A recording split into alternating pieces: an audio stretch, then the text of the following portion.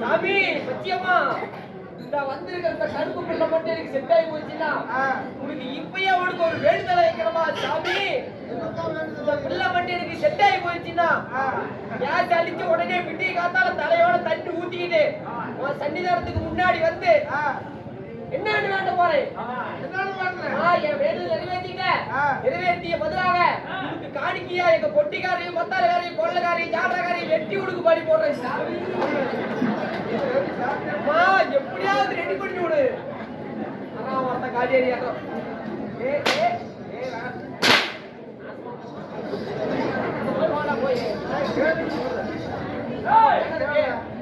தின்னு பேசு வாயில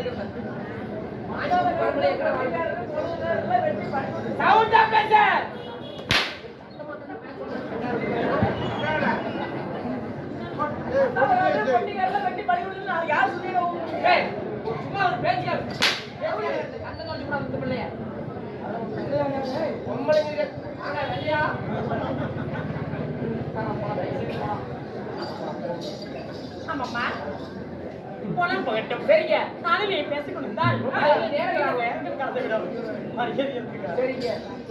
அம்மா நீ சபையாலே வந்திருக்க சபைக்கு மனமார்ந்த வணக்கம். வணக்கம்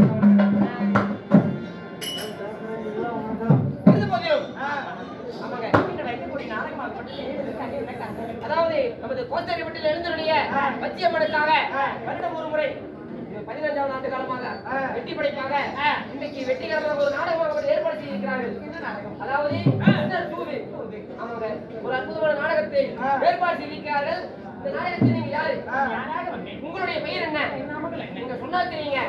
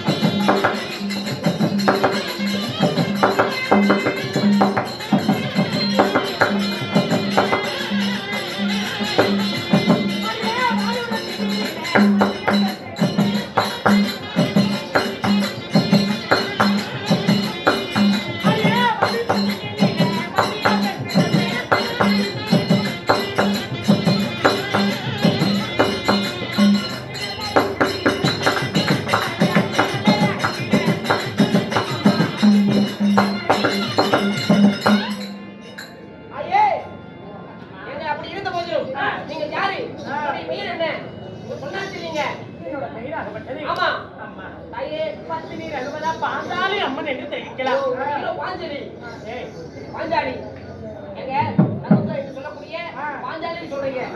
பாஞ்சாலியாக இருந்தாலும் உங்களை பெற்றார்களே உங்கள் தாய் தந்தைகள் அப்படி பத்தி பாஞ்சாலி அம்மன் அம்மா ஏக நெருப்பில் பிறந்ததுனால ஏக ஜானகி சரிங்க.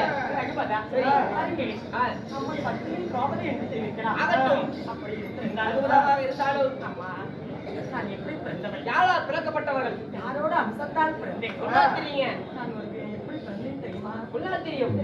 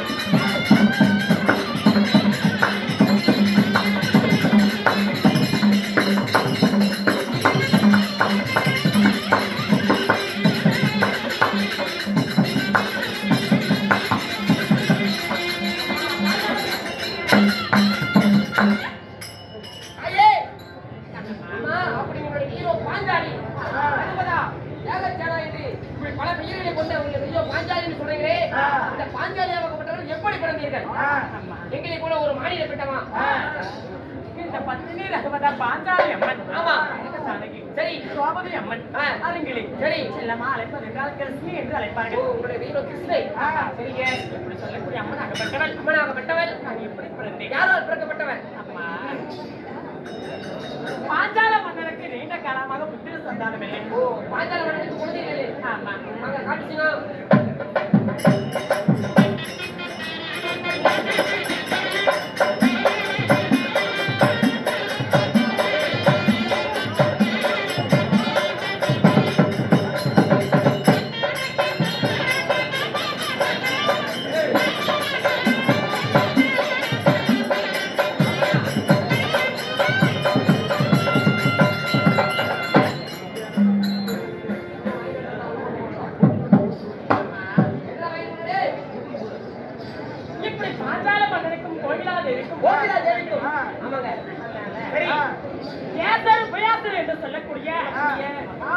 பக்கம் வைத்து ஒரு அக்னி வேள்வி உண்டு செய்தார்கள். அக்னி வேள்வி அக்னி வேள்வி உண்டு செய்து புத்திரகாம தியாகம் செய்தார். புத்திரகாம தியாகம் ஆமா சரிங்க. அந்த புத்திரகாம தியாகம் செய்யப்படுது.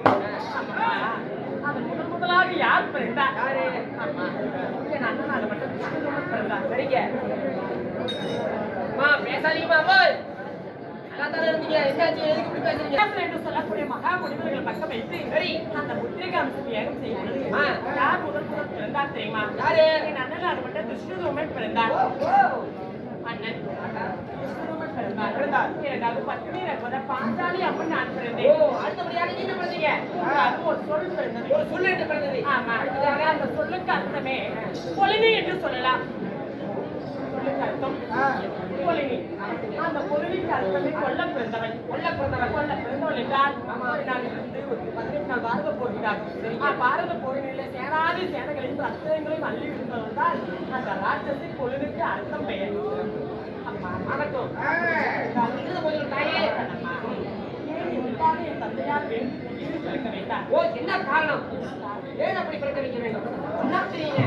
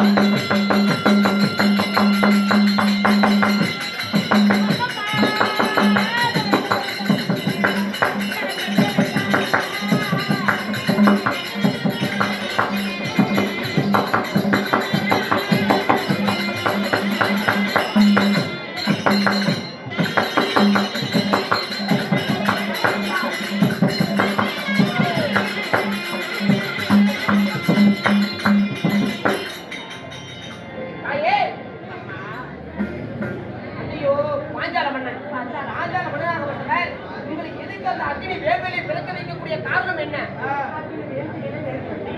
சரிங்க. என்ன காரணமாக பிறக்க வேண்டும்? எதனால் உங்களை பிறக்க வைக்க வேண்டும்? அம்மா ஆமா. சோழரும் என் தந்தையார் பட்ட மன்னன் இருவரும் சிநேகிதர்கள். சரிங்க. அப்படி இருக்கும் பொழுது திருவாகப்பட்டவர் கற்றுக் கொடுத்த வித்தையாகப்பட்டது அன்பற்ற வித்தையுமே சோழர் கற்றுக்கொண்டார். சரிங்க. என் தந்தையாகப்பட்ட பாஞ்சால மன்னன் கற்றுக்கொள்ளவில்லை. சரிங்க.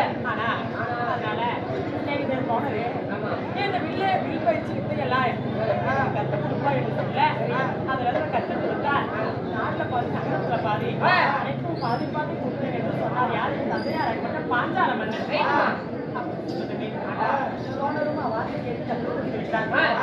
அப்பொழுது என் தந்தையை வில் பயிற்சி எடுத்து கற்றுக்கொண்டார். சரிங்க. அம்மா நல்லதாரே. சோழரோட மகனுக்கு ஒரு ஆண் குழந்தை பிறந்தது. சரிங்க. நான் குழந்தையாகப்பட்டது பிறந்ததுமே நான் குழந்தைக்கு பால் பட்டம் ஏற்பட்டதுமே குழந்தைக்கு பால் இல்லாத போய்விட்டது. ஆமா. அப்பொழுது நம்மளோட தேர்தலாகப்பட்ட பாஞ்சால தேசத்து அரசன் பாஞ்சால தேசத்து அரசன் அப்பொழுது உரைத்தார் அல்லவா? நானே பாதி பாதி கொடுத்துறேன். ஆனா நம்மளுக்கு நாடு அமௌண்ட் தேவையில்லை. ஒரு பசுமாடு ஒரு வாங்கி வரலாம் என்று யாரு சோழராகப்பட்டவர் தந்தையார் கேட்க அப்பொழுது தந்தையார் என்ன வந்து கேட்கும் பொழுது சோழரை பார்த்து எளிவா பேசிவிட்டார். பரிகாசமா பேசிவிட்டார். ஆமாங்க. கொஞ்சம் பேசாதே. அப்பொழுது தோழராகப்பட்டவர் ஒரு சபதம் வைத்திருக்கு போனார். அதை பாஞ்சால தேசத்து அரசனே, இது உனக்கு கற்றுக் கொடுத்த வித்தையாகப்பட்டது ஒரு சத்திரியனுக்கு கற்றுக் கொடுத்து அந்த சத்திரிய கையாள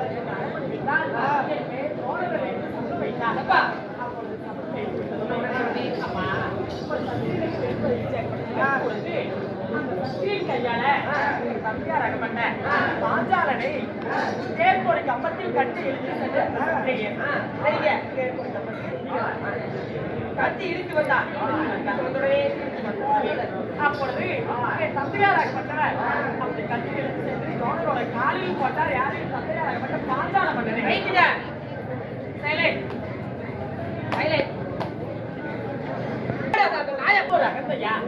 ஒரு சத்திரியனுக்கு கற்றுக் கொடுத்து சத்திரிய கையாளை அகப்படுத்தி விட்டாயே அப்படி என்று என் தந்தையாராகப்பட்ட பாஞ்சால மன்னன் அப்படின்னு பார்த்து சத்தம் வைத்தார்.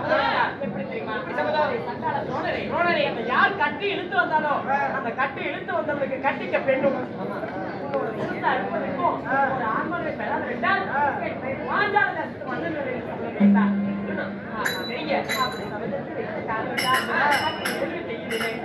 அந்த கட்டி இழுத்து வந்தார் அல்லவா?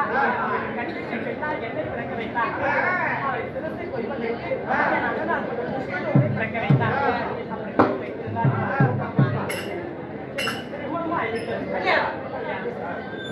நீங்க திருமணம் செஞ்சேன்னு சொல்றீங்களே, ஆமா, அந்த கடவுள் யார் தெரியுமா? யாரு? பட்டவர் சொல்ல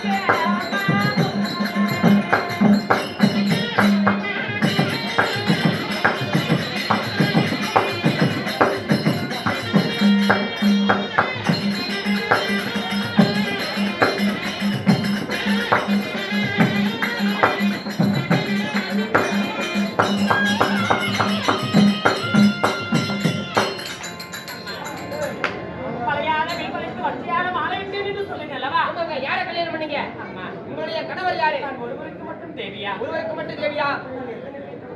எத்தனை பேருக்கு மனைவிங்க? அம்மா, ராஜாக்களுக்கும் மனைவி. ஓ, 5 பேருக்கு மனைவி. ஆமா. எங்க அப்படி 5 பேருக்குமே மனைவி சொல்றீங்க. சந்தோஷமா இருக்கீங்களா? ராஜாக்களுக்கும் தெரியா இருந்தாலும் அம்மா, பாவி சண்டாளனாகப்பட்ட நல்ல வச்சகன் என்ன என்ன செய்தா தெரியுமா? என்னங்க செஞ்சாங்க? அம்மா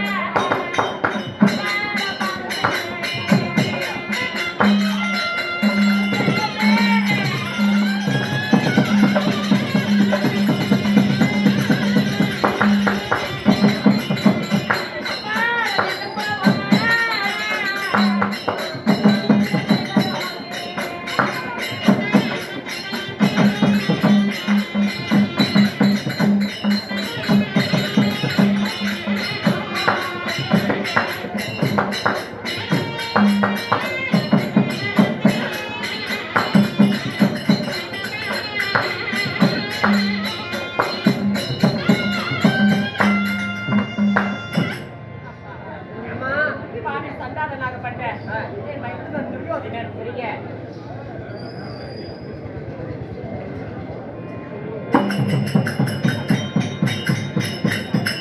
பாரா சபையில் ஒரு பத்திரி பெண் என்று பார்க்காமலே தம்பியாகப்பட்ட வீரப்புலி துரியோதனை விட்டு